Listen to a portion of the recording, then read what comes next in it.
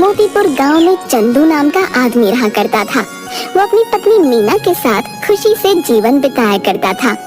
एक बार जब धान की रोपाई चल रही थी, सभी तैयार होकर खेतों की तरफ जाने लगे।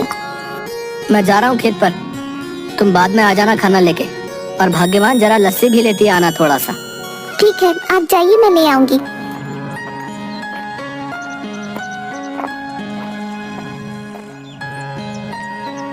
चंदू खेत में पहुंचता है। थोड़ी देर काम करता है, तभी खेतों की मेड़ों पर दो आदमी चल रहे होते हैं। उनमें से एक आदमी छाता लेकर चल रहा होता है। जमींदार करोड़ी मल और उनका मुंशी बाबूलाल। साहब, यह है चंदू, सुना है इसकी फसल बहुत अच्छी निकलती है। इस बार 8 बोरी चावल के लिए इसे बोल देते हैं। करीब है, 2 पैसा कमा लेगा तो दुआ ही देगा। ठीक है बाबूलाल, जाके इसे बता दो। जी मालिक। अरे ओ चंदू, सुन तो। क्या बात है बाबूलाल भाई? जमींदार साहब तुझसे मिलना चाहते हैं। मुझसे मिलना चाहते हैं? क्यों? अरे वो तेरी फसल खरीदना चाहते हैं, जा जल्दी जा। जी जमींदार साहब। आओ चंदू आओ, सुना है तुम्हारी फसल बहुत अच्छी होती है। क्या इस बार की फसल तुम हमें बेचना चाहोगे? बाजार के दाम से अच्छा दाम दे दूंगा। ये तो हमारे लिए खुशी की बात है साहब। तो फिर ठीक है, जिस दिन फसल ठीक से तैयार हो जाएगी हमें बता देना। हम आदमियों को भिजवा देंगे, तुम्हारी फसल काटने में वो सब तुम्हारी मदद करेंगे और तुम्हारे घर पर पैसे भिजवा देंगे। उसके बाद जमींदार चला जाता है। चंदू फिर से खेत में वापस आकर काम करने लगता है। थोड़ी देर बाद मीना वहाँ आ जाती है। सुनिए जी, आ जाइए, आपके लिए खाना लेकर आई हूँ, और हाँ, साथ में लस्सी भी लाई हूँ। आता हूँ। इसके बाद चंदू मीना के पास पहुँच जाता है। लाओ लाओ, बड़ी भूख लगी है। लीजिए। मीना, जमींदार जी आए थे, जानती हो उन्होंने क्या कहा? क्या कहा? उन्होंने कहा कि वो हमारी इस बार की फसल खरीदना चाहते हैं और बाजार से अच्छे दाम भी देंगे। ये तो बड़ी खुशी की बात है। ये सब माता रानी की कृपा से हुआ है। मैं कहती थी ना, एक दिन सब ठीक हो जाएगा। माता रानी करे ऐसा ही हो। इसके बाद दोनों घर चले जाते हैं। इसके बाद चंदू सो जाता है। चंदू शाम को उठा और घर के आंगन में लगी क्यारी से सब्जियां निकाली। मैं ये सब्जी बेच के आता हूँ, ठीक है? सुनिए, आप समय से आ जाइएगा, रात होने से पहले। ठीक है। उसके बाद मंडी में सब्जियां बेचकर वापस आते वक्त एक मछली के ठेले के पास। मछली कैसे दे रहे हो भाई? भाई चंदू सुनो, तुम ये दोनों ले जाओ 100 रुपए में, मुझे जरा जल्दी घर जाना है। ये लो भाई 100 रुपए। आज मीना को कहूँगा मछली के गर्मा गर्म पकौड़े खिला दे। चंदू घर पहुँचा। अरे ओ मीना, कहाँ हो? ये लो मछली। आज पकौड़े खाने का दिल कर रहा है, जरा बना दो। जी हाँ ठीक है, लेकिन पहले आप हाथ मुंह धो लीजिए। इसके बाद मीना मछली पकाने लग गई। अरे वाह, तुम्हारा कोई जवाब नहीं। आहा, क्या पकौड़े बनाए हैं, वाह वाह वाह। इसी तरह कई महीने बीत गए। चंदू के खेतों में सोने की तरह चमकने वाली फसल तैयार हो गई। मीना, मैं खेत में जा रहा हूँ, जमींदार के आदमी पहुँचते ही होंगे। ठीक है। चंदू खेत में गया। चल चंदू, तैयार हो जा, बहुत काम करना बाकी है आज। जमींदार के आदमी वहाँ पहुँच गए। चलिए सब काम पर लग जाते हैं। सेठ ने कहा है जल्दी से सारा काम निपटा कर फसल चंदू के घर पहुँचा देना। सबने मिलकर फसल काटी और 8 बोरियां तैयार कर दी। तभी वहाँ मीना आई। ये क्या, इतनी जल्दी काम भी हो गया? मीना, इसीलिए तो कहते हैं कि एकता में बल है। जो काम मैं अकेला 2 दिन में करता, वो हम 4 लोगों ने मिलकर कुछ ही टाइम में कर दिया। इसके बाद सबने मिलकर बोरियां चंदू के घर तक पहुंचा दी। हम सब कल आके ये बोरियां सेठ के घर ले जाएंगे। चलिए हम चलते हैं। चलो, आज का काम भी खत्म हुआ, बस अब कल का इंतजार है। उसने सारी बोरियां घर में रख दी। तभी आधी रात को चंदू के घर के बाहर कुछ चोर बात करते हुए। सुनो सबके सब, ध्यान से घुसना। अगर हम खाली हाथ लौटे तो सरदार हमें छोड़ेंगे नहीं। सब धीरे धीरे चंदू के घर से सारी बोरियां चुरा कर ले गए। अगली सुबह चंदू की बीवी, सुनिए जी, उठिए, देखिए क्या हो गया। क्या हो गया? चंदू उठिए, उठिए ना। क्या बात है भाग्यवान, ऐसा क्या हो गया जो तुमने सारा घर सर पर उठा लिया है? गोदाम से सारी बोरियां चोरी हो गई हैं। क्या चोरी? कहाँ पे? गोदाम में आइए और खुद ही देख लीजिए। हे भगवान, ये क्या हो गया? जमींदार जी के आदमी कभी भी आ सकते हैं। माता रानी, मैंने किसी के साथ कुछ बुरा नहीं किया, फिर भी मेरे साथ ही क्यों? चंदू घर की सीढ़ियों पर बैठ जाता है। चंदू की आंखों से आंसू आ रहे थे। तभी वहाँ जमींदार के आदमी आ गए। अरे भाई चंदू, बोरियां तैयार है ना? नहीं भाई, कल रात को ही किसी ने अनाज की बोरियां चोरी कर ली हैं। ये क्या कह रहे हैं भाई? जमींदार जी कहीं गुस्सा ना हो जाए। तुम तो उनका गुस्सा जानते हो ना। चलो उनसे बात तो करनी ही पड़ेगी। चलो अब। चंदू बाबूलाल के साथ जमींदार के घर गया। क्या चंदू, तुम सब खाली हाथ क्यों आ रहे हो? जमींदार जी, कल रात को हमारे घर में चोरी हो गई। सुबह देखा तो गोदाम से सारी बोरियां गायब हो चुकी थी। कहीं तुमने किसी और को तो बेहतर दाम के चक्कर में नहीं बेच दी? नहीं जमींदार जी, मैं सच कह रहा हूँ। सेठ जी, एक ही गांव में रहना है हम सब ने। भला झूठ बोल के कितने दिन बच पाऊंगा? ठीक है, लेकिन अगर मुझे पता चला कि तुमने किसी और को दिया है, तब देखना कि मैं क्या करता हूँ। कुछ दिन तक चंदू और मीना दोनों उदास थे। चंदू सब्जियों को बाजार में बेचता और जो भी कमाता उसे बहुत ध्यान से खर्च करता। चंदू खाना खाने बैठा। सुनिए ना, कितने दिन हो गए हमें इस तरह सब्जियां बेचते हुए, लेकिन हमारा घर मुश्किल से चल पा रहा है। घर के भी हालात ठीक नहीं है। हमारा गुजारा सिर्फ सब्जियां बेचकर नहीं हो सकता। पहले तो अनाज बेचकर हम अच्छे खासे पैसे कमा लेते थे, जिसमें साल भर थोड़ा थोड़ा करके घर चल जाता था। लेकिन अब तो हमें अगली फसल के पक जाने तक इंतजार करना होगा। आप बताइए ना, ऐसे कैसे घर चलेगा? मैं जानता हूँ, लेकिन मैं क्या करूँ, समझ नहीं आ रहा। अचानक चंदू थाली में रखा अचार रोटी के साथ खाने लगता है। अरे भाग्यवान, अचार! क्या अचार? क्या मतलब है? मैं आपको अचार की तरह दिखती हूँ?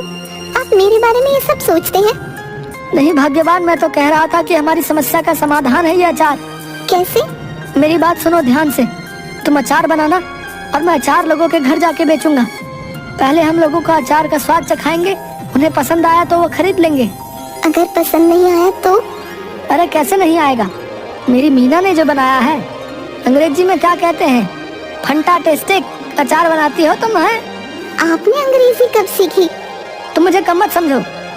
What are you doing? I am very well. देखा? आप तो बड़ी अच्छी अंग्रेजी बोल लेते हैं। दोनों हंसने लगते हैं। इसके बाद मीना अचार बनाने लगी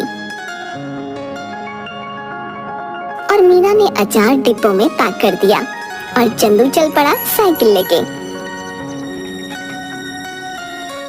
चंदू एक घर पर जाकर रुका। घर पे कोई है भाई? अरे चंदू भैया, आप यहाँ कैसे? ये क्या ले आए? अचार बेचने का काम शुरू किया है, इसीलिए घर घर जाके बेच रहा हूँ। अचार खरीदना चाहेंगी? जरूर, जरा चखाना तो भैया। औरत ने अचार चखा तो उसे बड़ा पसंद आया। भैया ऐसा करो, 1 किलो दे दो। कितना हुआ? 150 रुपए में। ठीक है भैया, अभी पैसे लेकर आती हूँ। चलता हूँ बहन। ऐसे करते करते चंदू दूसरे घर गया। रमेश भैया घर पे हो?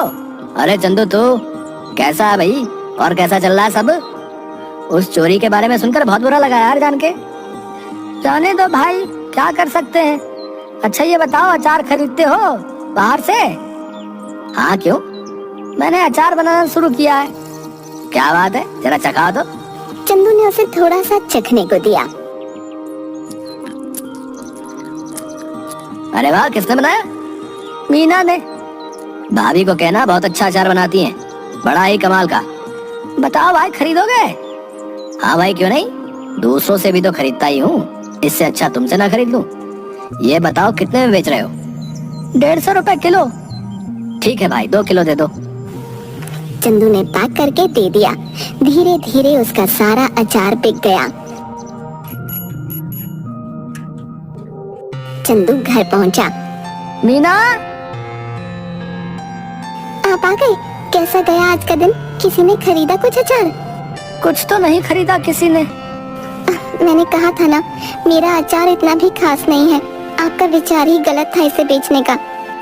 पूरी बात तो सुन लो। लोगों ने कुछ नहीं, सब कुछ खरीद लिया। देखो जाकर टोकरी में। मीना टोकरी के पास गई। उसने देखा कि टोकरी तो खाली है, यानी कि सारा का सारा अचार बिक गया। मीना बहुत खुश हुई। अब बस तुम ऐसे ही बनाते रहो और मैं घर घर जाकर बेचता रहूंगा।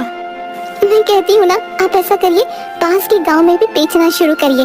क्या पता वहाँ के लोगों को थोड़ा बहुत पसंद आ जाए। अब हम जितनी जगह जाकर बेचेंगे उतना ही तो हमारा फायदा होगा ना। कल से आप थोड़ा और अधिक अचार लेकर जाना और दूर दूर के गांव तक भी जाना। ठीक कहा तुमने, मैं ऐसा ही करूंगा। कल से तुम ज्यादा से ज्यादा अचार बनाना शुरू करना। आप एक हफ्ते रुक जाइए। एक हफ्ते में बहुत सारा अचार बनाकर तैयार कर दूंगी। उसके बाद आप बेचना शुरू कर देना, क्योंकि अचार पकने में भी तो समय लगता है ना। ठीक है, तब तक मैं सब्जियां बेच दिया करूंगा। इससे हमारा घर भी चलेगा और हमें नुकसान भी नहीं होगा। इसके बाद मीना अचार बनाना शुरू कर देती है और कुछ दिनों तक चंदू बाजार में सब्जियां बेचता है। कुछ दिनों में अचार तैयार हो जाता है और चंदू भी बेचना शुरू कर देता है। इस बार चंदू दूर के गांव में जाता है और अचार बेचना शुरू कर देता है। अब धीरे धीरे करके मीना का बनाया हुआ अचार सभी जगह लोकप्रिय हो जाता है। इसके बाद चंदू एक दुकान भी खोल लेता है। अब जो भी ग्राहक आता उसकी दुकान पर ही जाता। एक दिन वहाँ से गुजरते हुए जमींदार जी की नजर चंदू की दुकान पर पड़ी। क्या बात है चंदू, तुम्हारी तो दुकान चल पड़ी। जरा अचार तो चखाना। सुना है तुम्हारी दुकान का अचार सभी को बहुत पसंद आ रहा है। ये तो सबका प्यार है जमींदार साहब। ये लीजिए, आप इसे चख लीजिए।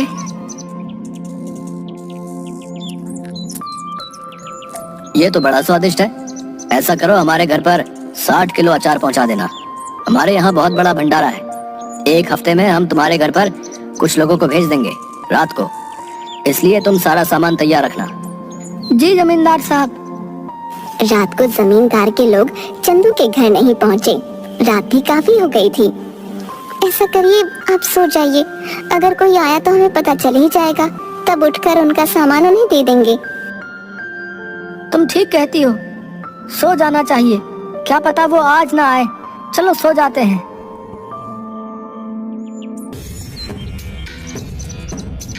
अगले दिन जब चंदू और मीना उठे तो घर में फिर से चोरी हो चुकी थी।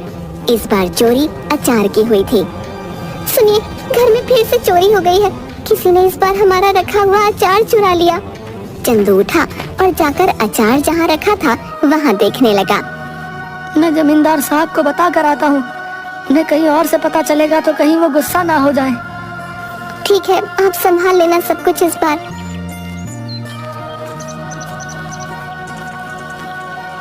चंदू जमींदार साहब के घर गया। जमींदार साहब, इस बार फिर से आपके लिए जो हमने अचार तैयार किया था वो चोरी हो गया। ये हमेशा मेरे साथ ही क्यों हो रहा है? मैं तुमसे कुछ भी मंगाता हूँ और वो तुम्हारे घर में चोरी हो जाता है। मुझे लगता है तुम मुझे अपना सामान बेचना ही नहीं चाहते।